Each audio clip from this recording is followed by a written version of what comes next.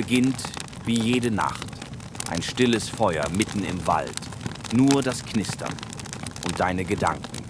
Doch dann, irgendetwas beobachtet dich. Du siehst es nicht ganz, nur Augen. Sie brennen, wie Fragen ohne Antwort. Es bewegt sich, still, lautlos. Kein Tier, kein Mensch. Etwas dazwischen. Und dann steht es da. Keine Flucht, kein Schrei. Nur der Blick ins Feuer. Als würde es verstehen, was du getan hast.